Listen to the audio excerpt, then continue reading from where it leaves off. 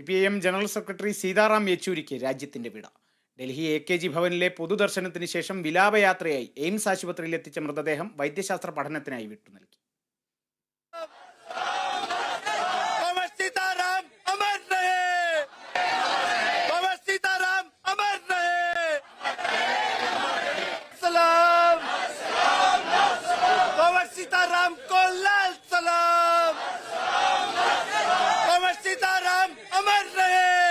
വിപ്ലവാകാശത്തെ ചെന്താരകമായി സീതാറാം യെച്ചൂരി ഇനി ജനമനസ്സുകളിൽ നക്ഷത്ര വെളിച്ചം പകരും.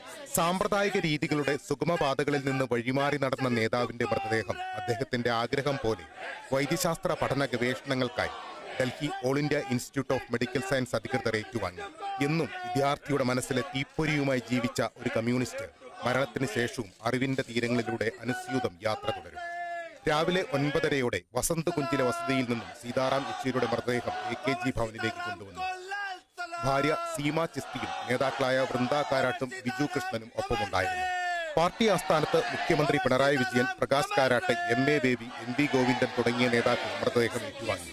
പ്രകാശ് കാരാട്ട് പ്രിയ സുഹൃത്തിന്റെ മൃതദേഹത്തിൽ രക്തപതാക പതിപ്പിച്ചു. വൈകിട്ട് 3 മണിവരെ AKG ഭവനിൽ പൊതുദർശനം.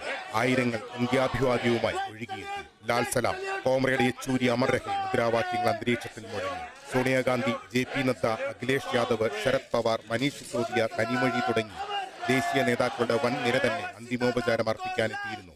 വിവിധ രാജ്യങ്ങളിലെ അംബാസഡർമാരും ആദരാഞ്ജലി അർപ്പിച്ചു. AKG ഭവനിലെ പൊതുദർശനത്തിന് ശേഷം വിലാപയാത്രയായി 14 അശോക റോഡ് വരെ നീങ്ങി. തുടർന്നാണ് എയിംസ് അധികൃതർക്ക് മൃതദേഹം കൈമാറിയത്. ഇടതു രാഷ്ട്രീയത്തിന്റെ സർഗാത്മക മുഖമായി രാജ്യത്തിന്റെ ഗതിവിഗതികൾക്കൊപ്പം സഞ്ചരിച്ച പ്രിയ നേതാവെ വിട. National desk, Kerala vision news.